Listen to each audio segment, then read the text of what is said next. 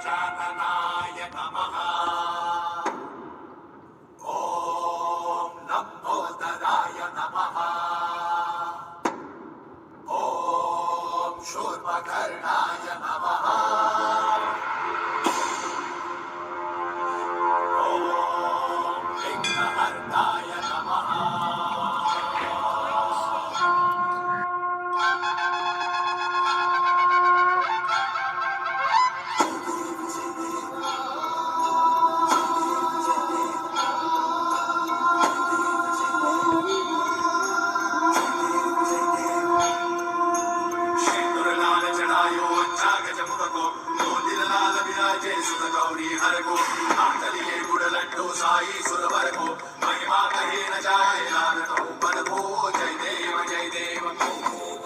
Hello guys, welcome to अपने channel Meenakshi संग गणेश में आप लोगों का स्वागत है। मैं हूं गणेश और देखो गाइज, हम अभी भीमाशंकर से निकले हैं घर की तरफ। पर हाँ, हमने सोचा कि एक जागरूक देवस्थान है गणपति, अर्ध गणपति कहते हैं उसको, वो एकदम जागरूक है, तो उधर जाना है अपने को। तो देखो हम उधर निकल रहे हैं, तो हम पहुंच भी चुके हैं। मैं हिंदी क्यों बोल रहा हूँ कि हिंदी हमारे सब्सक्राइबर बहुत ज़्यादा हो चुके हैं, त्याच्यामुळे मी हिंदी बोलत आहे मित्रांनो। आणि जो कोणी मराठी असेल त्यांनीसुद्धा आपल्या चॅनलला सबस्क्राईब करा, लाईक करा, शेअर करा आणि मित्रांनो कंटिन्यू ना व्हिडिओमध्ये। तर मित्रांनो, तुम्हाला कसा व्हिडिओ वाटला, काय वाटला यासाठी आम्हाला कमेंटसुद्धा कर जावा, कारण तुमची कमेंटसुद्धा आम्हाला गरज आहे। आपलं नवीन चॅनल आहे मित्रांनो, त्यामुळे हे बघा आम्ही वरती निघालो आहे अर्ध गणपती मंदिराला। तर मित्रांनो कंटिन्यू राहा, एकदम छान देवस्थान आहे आणि जागृत आहे, इथं यायलाच पाहिजे। तुम्ही भीमाशंकरला आल्यानंतर इथं यायचं। भीमाशंकरच्या रस्त्यावरच लागतं, तिथून फक्त मला वाटतं 2 किलोमीटर आतमध्ये आहे, लगभग जास्त काय नाही आहे, 2 किलोमीटर आहे। तर मित्रांनो, नवीन कोणी व्हिडिओ बघायला आले असेल तर तुम्हाला सांगतो की आपला भीमाशंकरचा सुद्धा ब्लॉग टाकलेला आहे मित्रांनो, तुम्ही ते बी बघू शकता। त्या ब्लॉगची लिंक मी आहे ना खाली तुम्हाला टाकले जाईल, तिथं तुम्ही क्लिक करायचं, मग तुम्हाला व्हिडिओ दिसून जाईल। तर तो व्हिडिओ बघा, खूप छान आहे, तिथला बी अनुभव घेतलेला आहे, तुम्हाला कसं जायचं, काय करायचं, सगळं दाखवलेलं आहे मित्रांनो। तर तुम्ही कंटिन्यू राहा ह्या व्हिडिओमध्ये बी। तुम्हाला इथून पुढे तुम्हाला मी रामाचं मंदिरसुद्धा दाखवणार आहे। इथं गावस्थांना विचारलं तर ते बोलले एकदम जागृत देवस्थान आहे, इथे मोठीपैकी जत्रा वगैरे होते, छान होतं असं सांगत होते एकजण। ठीक आहे,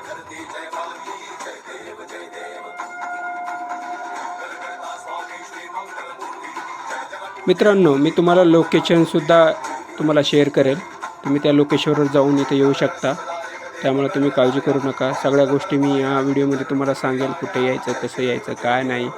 तर मित्रांनो व्हिडिओमध्ये कंटिन्यू राहा आणि आमचे व्हिडिओ आवडत असेल तर शेअर करा, लाईक करा, चॅनलला सबस्क्राईब करायला विसरू नका आणि जास्तीत जास्त लोकांपर्यंत शेअर करा, तुमच्या ग्रुपमध्ये व्हॉट्सअपमध्ये शेअर करा। हे बघू शकता पूर्ण चार्ट आहे, कसे कसे गणपती, कुठे कुठे काय काय करायचं, काय नाही, सगळं चार्ट आहे। आणि मित्रांनो इथे आल्यानंतर एवढं प्रसन्न वाटतं, आम्ही जवळपास इथे 1 घंटा थांबलो मित्रांनो, मस्तपैकी। आम्ही जे भीमाशंकरला गेलो होतो खूप गर्दी वगैरे, इथं आल्यानंतर थकानच गेली बघा, इतकी छान मूर्ती बघून असं मन एकदम प्रसन्न झालं मित्रांनो।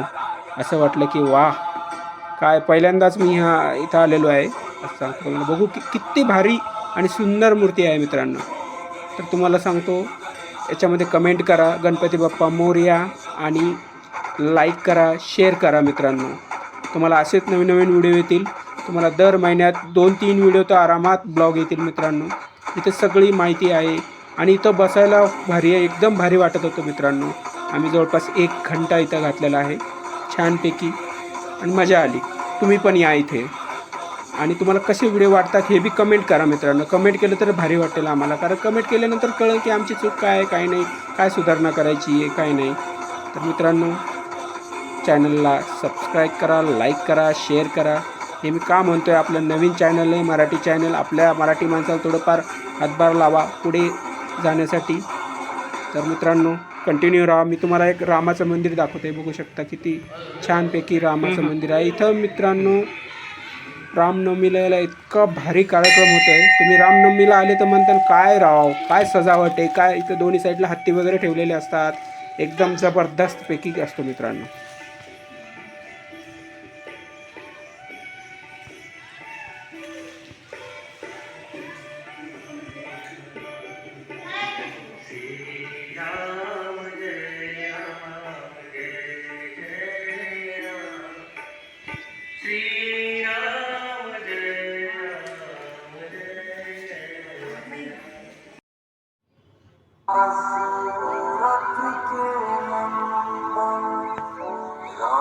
ललाट पे शोभित चंदन, रघुपति की जय बोले लक्ष्मण, राम सिया का हो दिलन, अंजन पुत्र पड़े चरण में, राम सिया जपते हैं, मंगल भवन अमंगल हारी,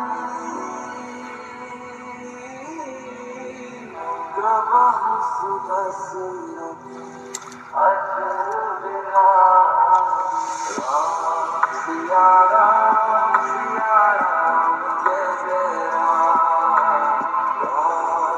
राम सिया राम, जय जय राम, राम सिया